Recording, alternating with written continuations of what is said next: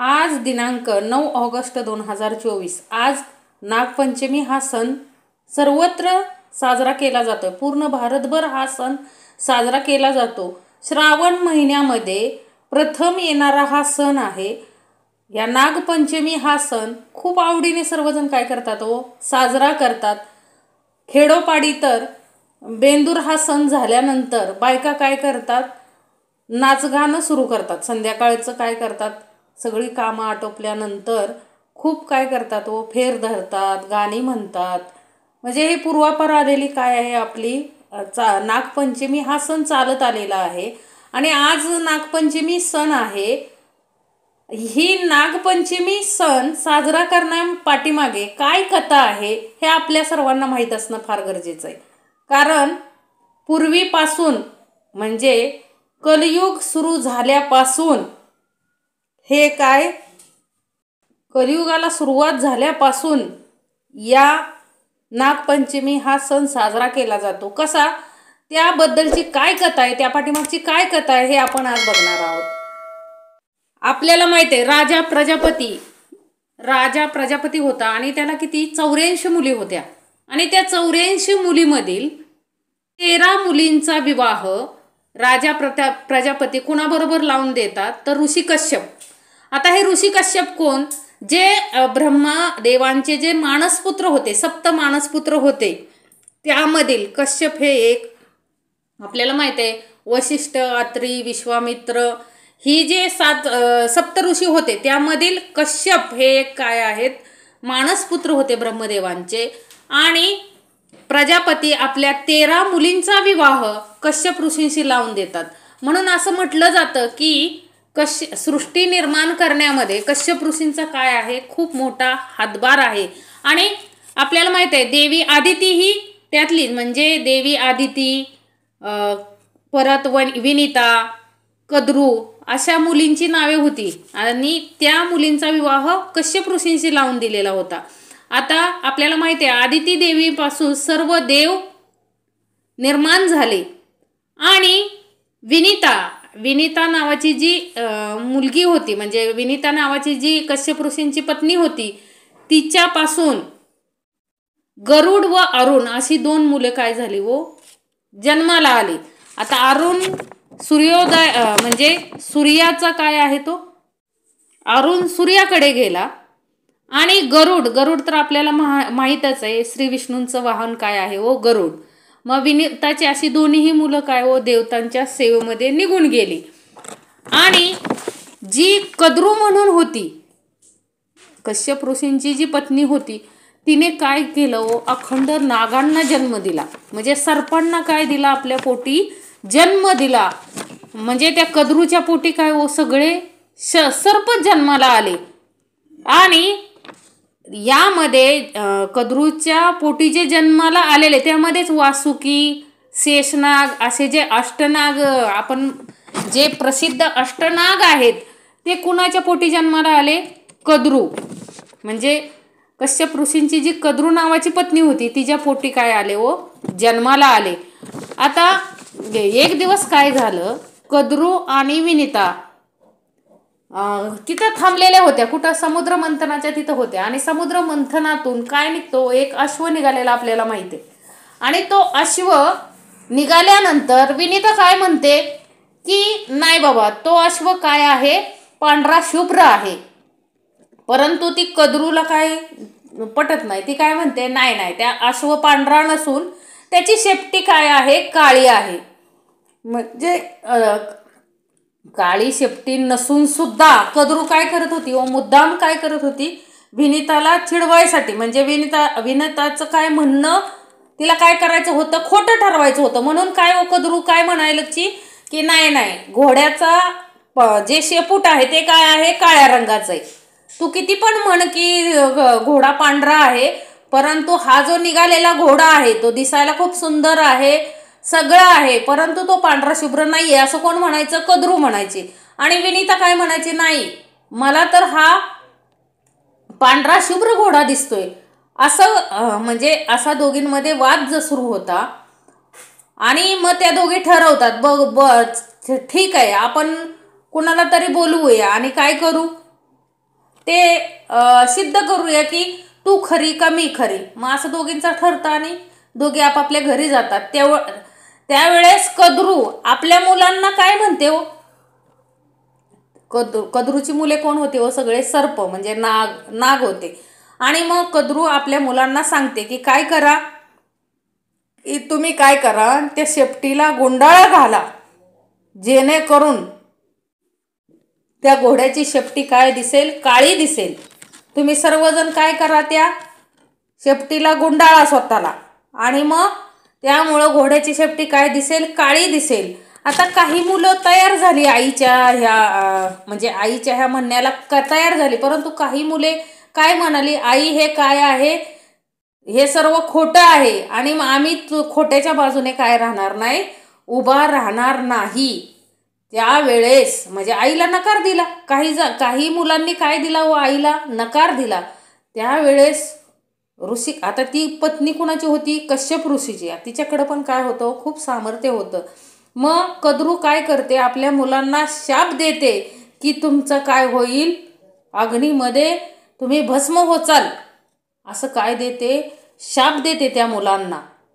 आता किती केलं तरी ती ऋषीची पत्नी, त्यामुळं तिचा शाप कधीतरी काय ठरणार होता हो, खराच ठरणार होता. कारण तिच्या त्या मुलांना अग्नीमध्ये काय मिळणार होते, तिलांजली मिळणार होती. ती काय म्हणाली, तिनं सांगितलं की तुमचा काय होईल, तुम्ही अग्नीमध्ये काय होचाल, भस्म होचाल, अग्नीमध्ये भस्म होऊन मरचाल, असं तिनं काय दिला व आपल्याच मुलाला, स्वतःच्या मुलांना शाप दिला.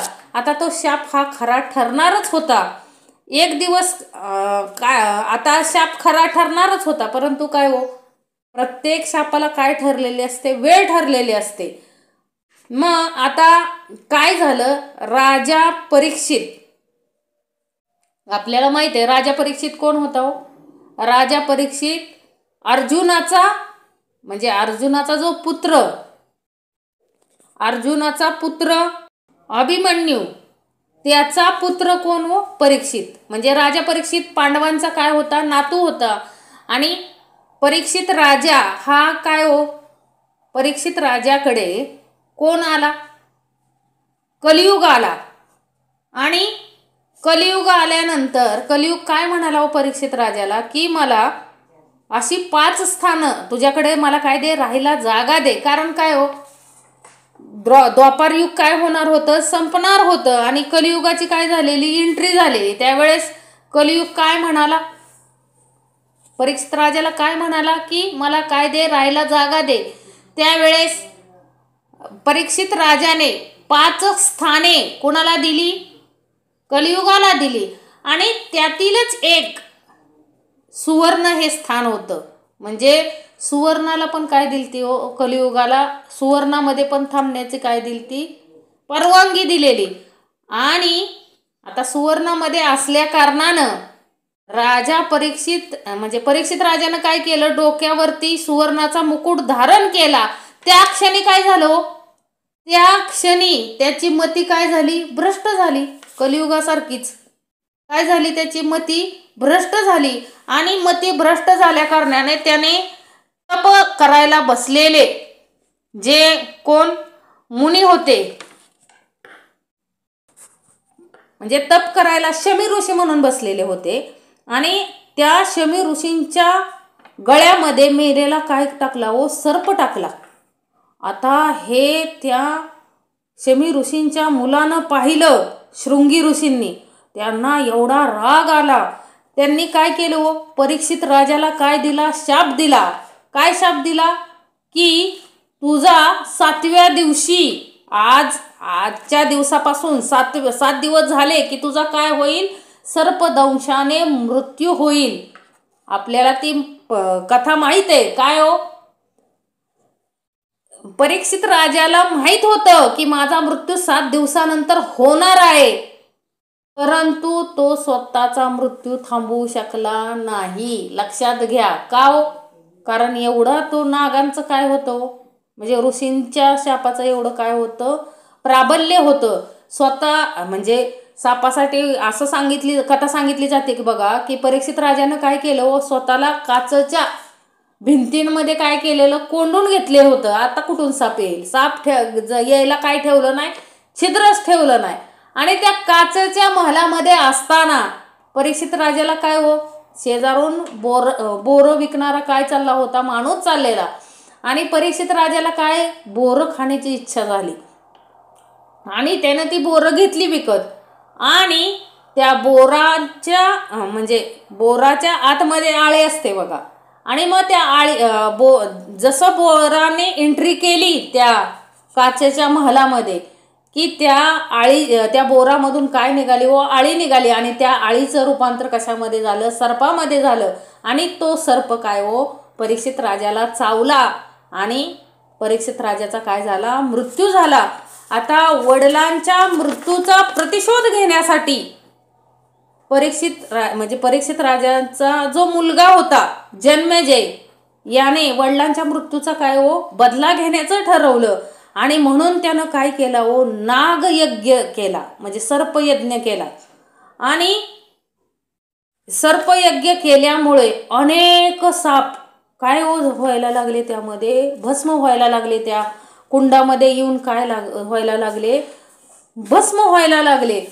आता हे पाहून मुनी आस्तिक तिथे आले आणि त्या जन्मेजयला काय केलं हो, थांबवलं. असं करू नको राजा, असं करू नको. ह्या सर्प जातीचा काय होईल, विनाश होईल. तू काय कर, हे काय कर, थांबव सगळं. आणि ज्या दिवशी आस्तिक ऋषींनी जन्मेजयला यज्ञ करण्यापासून, म्हणजे त्या सापांना वाचवलं, राहिलेल्या सापांना वाचवलं, म्हणजे नागांना वाचवलं, त्या दिवशी काय होती हो, नागपंचमी होती.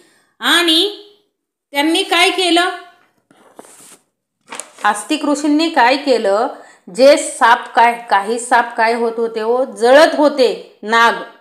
त्या नागांचं काय हो, डोके भाजलेली होती. त्याच्यावरती काय ओतलं हो, थंड असं दूध ओतलं. आणि काही नागांना काय केलं, वाचण्यासाठी दूध पाजलं. मग त्या दिवशी अनेक साप नागांचा काय हो, प्राण वाचला. आणि तो दिवस नागपंचमी म्हणून काय केला जातो, साजरा केला जातो. अशी काय आहे, कथा आहे. म्हणजे थंड दूध काय करतात, डोक्यावरती ओततात नागाच्या, आणि त्याला काय करतात, थंड दूध पाजतात. कारण त्यांचा त्या अग्नीमुळं काय झाला होता, त्यांच्या शरीराचा दाह झाला होता. अशी एक कथा आहे. आणि दुसरं एक काय कारण आहे हो, नागपंचमी आपल्या भागामध्ये नागपंचमी साजरी करतात. त्या पाठीमागे काय हो कारण आहे की पावसाळ्यामध्ये काय होतं, सगळी शेतामध्ये काय भरतं, पाणी भरतं. आणि नाग काय करतात, इकडं तिकडं काय करतात, वावरतात. म्हणून आपल्याला त्याच्यापासून काय धोका होऊ नये म्हणून पण काय केलं जातं हो, नागपंचमी हा सण श्रावण महिन्यामध्ये काय केला जातो, साजरा केला जातो. आता आपण नागपंचमी म्हटलं की व्रत आलंच. भारतामध्ये कसं आहे हो, नागपंचमी हे एक व्रत मानलं जातं.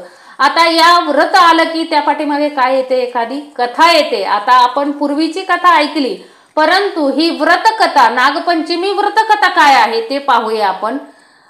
आता नागपंचमीची व्रतकथा कशी सांगितली जाते, एका गावामध्ये 7 जण भाऊ होते, म्हणजे सावकार होते. आणि राजा पण होता त्या गावामध्ये, म्हणजे त्या देशाला राजा पण होता.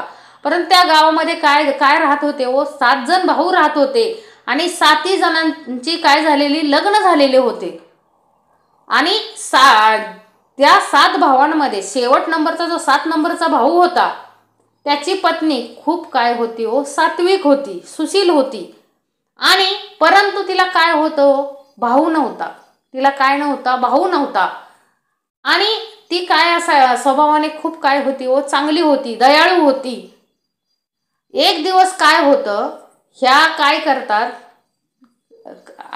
म्हणजे शेतातील काही कामे करण्यासाठी, सरपण आणण्यासाठी, कशासाठी काय करायच्या, ह्या 7 जणी काय करायच्या, मिळून शेतामध्ये जायच्या. खुरपं वगैरे घेऊन काय करायच्या, किंवा माती, पहिल्या काळामध्ये काय व्हायचं, घरं सारवायला वगैरे काय लागायची, माती लागायची. त्यासाठी सुद्धा काय गेल्या होत्या, ती माती आणण्यासाठी स्त्रिया काय करायच्या, बाहेर जायच्या. मातीची घरं होती ना सुरुवातीला. मग त्या काय करायच्या, माती आणायसाठी एक दिवस काय गेले 7 जणींनी, म्हणजे ते घमेलं खुरपं घेऊन त्या कुठं गेल्या, शेतामध्ये माती आणण्यासाठी गेल्या. आणि जी थोरली असते, सर्वात मोठी जी जाऊबाई असते, ती बघते की एक काय हो नाग आलाय तिथं, म्हणजे ते माती काढत असताना एक नाग निघतो तिथं, आणि ती त्या नागाला मारणार, खुरप्याने मारून टाकणार. एवढ्यात ती जी 7 नंबरची जी असते सुनबाई, ती काय म्हणते, नका मारू त्या नागाला, त्याला जाऊ द्या, आपल्याला त्यानं काय केलंय, त्यानं आपल्याला काय केलंय, त्याला जाऊ द्या. आणि ती त्या नागाला हात जोडते. ती 7 नंबरची जी असते ती नागाला काय जोडते हो, हात जोडते. आणि म्हणते की काय हो नागराजा, माझ्या जाऊबाईला काय कर, क्षमा कर, मी तुला काय करते, घरी जाऊन दूध आणते, तू तोपर्यंत काय कर, थांब येते. आता ह्या 7 जणी माती घेऊन काय करतात, घरी जातात आणि त्यांची कामं सुरूच असतात हो. आणि काम करत असताना ती 7 नंबरची जी आहे तिनं नागाला काय सांगितलेलं असतं हो, थांब मी दूध घेऊन येते. नाग तिथं वाट बघत बसलेला असतो, परंतु सुनबाई तिच्या कामामध्ये काय होते, रम्माण होते. आणि तिला आठवणच राहत नाही की आपण काय केलंय, सापाला तिथं, नागाला तिथं थांबवलंय. आणि ती विसरून जाते. आणि दुसऱ्या दिवशी तिला आठवण होते की काय हो, की अरे बापरे, मी त्या नागाला काय केलं, थांबवलं होतं, त्याला सांगितलं होतं की काय मी दूध घेऊन येईल, अरे माझं चुकलं. म्हणून ती काय करते, दूध घेऊन त्या नागाकडे जाते. पाहते तर काय, नाग तिथंच थांबलेला असतो तिची वाट बघत. आणि त्याला खूप राग आलेला असतो तिचा. म्हणतो की आता हिला काय करतो, ढसतोच. परंतु ती त्याला काय म्हणते, अरे भाऊराया मला माफ कर रे. भाऊराया म्हटल्यानंतर तो नागाला काय येते, तिची दया येते. तो म्हणतो काय झालं, ती म्हटले अरे माझ्या कामामध्ये मला काय मिळालं नाही, वेळच मिळाला नाही, मी तुझ्याकडे येऊ शकले नाही, मला क्षमा कर. मग तो तिला क्षमा करतो आणि तो म्हणतो की तू मला भाऊ म्हटलीस म्हणून मी तुला काय करतो, क्षमा करतो. आणि तिनं दिलेलं दूध काय करतो, तो प्राशन करतो आणि मग तो निघून जातो तिथून. आता हिला तर काय नसतो, म्हणजे ह्या 7 नंबरच्या सुनबाईला काय नसतो, भाऊच नसतो. आणि त्यामुळे ती काय करते, म्हणजे तिला भाऊच नसतो. एक दिवस एक व्यक्ती येतो त्यांच्या घरी आणि तो काय म्हणतो की मी 7 नंबरची जी तुमची सुनबाई आहे तिचा काय आहे, लांबचा, मी परदेशात असतो राहायला, मी लांबचा तिचा काय आहे, नातेवाईक आहे, म्हणजे लांबचा भाऊ आहे, नात्याने मी तिचा भाऊ लागतो. आणि मी तिला काय न्यायला आलोय, माहेरी न्यायला आलोय. आता घरच्या सर्वांना काय करतो हो तो, घरच्या सर्वांना विश्वासात घेतो. आणि मग ते सर्वजण त्या 7 नंबरच्या सुनबाईला त्याच्याबरोबर पाठवायला काय होतात, तयार होतात. आणि मग तो जातो आणि काय करतो, घेऊन जातो, बहिणीला घरी घेऊन जातो. आणि त्या नागाच्या घरचं ऐश्वर्य, म्हणजे घर त्या नागाचं खूप लांब असतं. आणि नाग काय म्हणतो, तुला ज्या वेळेस भीती वाटेल त्यावेळेस तू काय कर, तुला कंटाळा येईल त्यावेळेस माझ्या शेपटीला धरून काय कर, तू चालत राहा. मग ती तसेच करते. आणि घरी जाते त्यावेळेस पाहते तर काय हो, हिरे रत्नांनी जडलेलं असं काय होतं, त्या नागराजाचं घर होतं. खूप सुंदर असं घर होतं. त्याचे आई वडील तिथं होते राहायला. आणि मग ती राहते तिथं. तिला खूप काय वाटतं, खूप आश्चर्य वाटतं. म्हणजे तो मनुष्याचा रूप घेऊन गेलेला असतो त्यांच्या घरी, कोणाच्या तिच्या घरी, आणि तिला घेऊन आलेला असतो. आणि मग असंच होतं. एक दिवस काय होतं की नागराजाची आई त्याला सांगते की काय कर, एवढं म्हणजे तू त्या हिला सांगते, सुनबाईला सांगते की काय, एवढं दूध तू तुझ्या भावाला काय कर, पाज, मी जरा काम आता आहे, मी बाहेर जाऊन येते. परंतु ही हाक मारते त्या भावाला. आता तिला माहीत नसतं की काय हो, दूध खूप गरम आहे. आणि ती तशीच हाक मारली की नागराज येतो, ते दूध गटगटगट पितो. परंतु ते दूध काय असतं हो, उखळलेलं असतं. त्यामुळं त्या नागाचं काय होतं, पूर्ण तोंड काय होतं, भाजतं. आणि मग एवढं भाजतं की त्याला नकोसं होतं. तेवढ्यात त्याची आई येते आणि ते पाहून, म्हणजे त्याचं भाजलेलं तोंड पाहून तिला त्या सुनबाईचा खूप राग, म्हणजे त्या मुलीचा खूप राग येतो. परंतु नागराज म्हणतो जाऊ दे, तिची काही चूक नाही, माझी चूक आहे असं म्हणतो. आता तिला कळतं की आपल्याला काय केलं पाहिजे, आता आपल्या घरी गेलं पाहिजे. तिला खूप वाईट वाटतं. मग ती त्याला म्हणते की चल बाबा मला काय ये सोडून ये. मग तो काय करतो, तिचे आई वडील म्हणजे तिचे नाही त्या नागराजाचे आई वडील तिला खूप काय देतात व खूप हिरे मोती जवाहर खूप असं काय देतात व सुवर्णाचे दागिने वगैरे सगळं देतात. खूप असं म्हणजे खूप असं काय देतात व तिला धन देतात तिच्याबरोबर. आणि नागराज तिला एक काय देतो, एक खूप सुंदर असा हार तिला काय देतो, म्हणजे नवरत्नांचा हार तिला काय देतो, तिला म्हणजे तिच्यासाठी देतो, म्हणजे बहिणीसाठी म्हणून तो काय देतो, नवरत्नाचा हार देतो. आणि तिला तिच्या घरी काय येतो म्हणजे तिच्या घरी सोडतो. आता तिला एवढं मिळालेलं ऐश्वर्य पाहून, म्हणजे एवढा तिचा परदेशी भाव असल्यामुळं खूपच श्रीमंत आहे हे बघून तिच्या 6 जावांना काय वाटतं हो, खूपच काय येते, ईर्ष्या येते. त्या काय करू लागतात, तिचा द्वेष करतात हो, सतत काय करतात, द्वेष करतात की बाबा हिच्याकडं काय आहे, नवरत्नांचा हार आहे, एवढं श्रीमंत आहे. आता एक थोरली जाऊबाई म्हणते एवढाच भाऊ श्रीमंत आहे तर झाडू पण सोन्याचा आणून द्यायचा. असं म्हणता क्षणी तो नागराज ते ऐकतो आणि त्या क्षणी त्याच्या बहिणीला काय आणून देतो व तो सोन्याचा झाडू आणून देतो. आता हे सर्व पाहून ते काय करतात हो, त्यांना खूप काय वाटतं, आणखीनच ते काय होतात, जळफळाट होतो त्या 6 जणींचा. खूप तिचा द्वेष मत्सर करतात. त्यांना वाटतं की हा कसला भाऊ आहे हिचा, एवढा कसा श्रीमंत आहे, एवढं कसं दिलं हिला. आणि तो नवरत्नाचा हार दिलेला पाहून त्या नवरत्नाच्या हाराची बातमी सगळ्या गावभर पसरते. आणि एक दिवस राणीच्या कानावर जाते की सावकाराची जी 7 नंबरची आहे ना, म्हणजे भावाची बायको, तिच्याकडे खूप सुंदर कसा आहे नवरत्नाचा हार, तुमच्याकडे सुद्धा नाही असं तिला कळतं. त्यावेळेस काय करते व राणी, राजाला सांगते काय, मला तो नवरत्नाचा हार पाहिजे, कसल्याही परिस्थितीत मला तो नवरत्नाचा हार पाहिजे. त्यावेळेस राजा सेवकांना काय देतो, आज्ञा देतो की त्या सावकाराला काय घेऊन या. आणि तो सावकाराला म्हणतो की काही नाही, मला काय तुमचे ते हार मला पाहिजे, मला काय सांगायचं नाही. त्यावेळेस आता तो सावकार त्या त्या धाकट्या भावाच्या बायकोला सांगतो की काय राजानं आज्ञा दिली की त्याला तो हार पाहिजे. आता ती मुलगी काय असते व खूप समजूतदार असते, म्हणून ती काय करते, लगेच हार काढून देते. आणि हे कोण बघत असतो, तिचा नागराज भाऊ बघत असतो.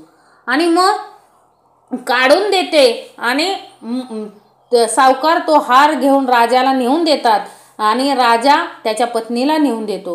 परंतु त्याच्या पत्नीने हार घालता क्षणी राजाला ती काय दिसत असते, नागिन दिसत असते.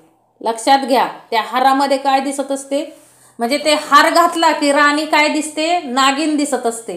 राजा म्हणतो की, आणि राणी पण स्वतःला आरशात पाहते तर ती काय, तिला नागिनीचंच रूप दिसत असतं. म्हणले हे कसं काय घडलं असं, म्हणून ते काय करतात, त्या सावकाराच्या भावाच्या पत्नीला बोलवून घेतात 7 नंबरच्या आणि तिला विचारतात की बाबा हे कसं काय. तर नाही म्हटली, तो माझा हार माझ्या भावाने माझ्यासाठी दिलेला आहे आणि तो हार मीच फक्त काय करू शकते, परिधान करू शकते. इतरांनी कोणी घातला तर ते काय दिसणार आहे, ते सर्पांनी घातल्यासारखं दिसणार आहे. आणि म्हणतात ठीक आहे, मग तू घालून दाखव. मग ती घालून दाखवते.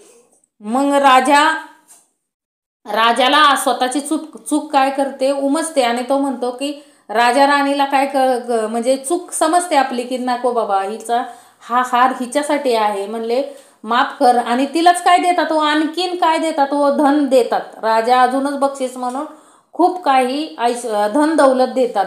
मग ती घरी जाते आणि असं होतं. पण ह्या 6 जणी ज्या जावा असतात त्यांचा काय हो, तिच्याविषयीचा द्वेष वाढतच चाललेला असतो. मग एक दिवस त्या भरवतात, स्वतःच्या दिराला काय करतात, भरवतात. म्हणतात अरे कोण कुठला भाऊ आलाय, कधी लग्नात नाही, कधी म्हणजे नातं कधी जोडलेलं नाहीये, आणि हा कुठनं हिनं भाव काढलाय आणि तो एवढं हिच्यासाठी का करतोय. आता हे ऐकून तिचा नवरा थोडा रागवतो आणि तिला विचारतो, कुठला ग भाव आणलाय हा, एवढं कसं तुला नवरत्नाचा हार वगैरे देतोय. म्हणजे त्याला काय त्याच्या मनामध्ये काय भरतात, संशय भरतात. आणि ज्या क्षणी ती असं रडायला लागते ती बहीण, म्हणजे ती त्या सावकाराच्या 7 नंबरच्या भावाची पत्नी काय होते, रडायला लागते. त्या क्षणी तिचा जो भाऊ असतो, जो नागराज, तो काय राहतो तिथं उभा राहतो, तिथं लगेच येतो आणि तो सर्वांना सांगतो, सर्वांना बोलवून घेतो आणि सांगतो की मी हिचा भाऊ आहे आणि मी जातीनं काय आहे, नाग आहे. काय आहे, मी नाग आहे. कुणी जर हिला काही बोललं तर काय करेन मी, सर्वांचा नाश करीन, विनाश करीन. हिला कुणीही काही बोलायचं नाही. ही माझी काय आहे, बहीण आहे, धर्माची बहीण आहे. काय सांगतो तो, धर्माची बहीण आहे. मग त्या दिवसापासून सर्वजण काय करायला लागले हो, नागपंचमी साजरी करायला लागले. अशी काय आहे, म्हणजे त्या दिवसापासून धर्माची बहीण म्हणून नागाला काय मानायला लागले, सर्वजण भाऊ मानायला लागले आणि त्याची काय करायला लागले हो, पूजा करायला लागले. अशी ही काय आहे, नागपंचमीची कथा आहे.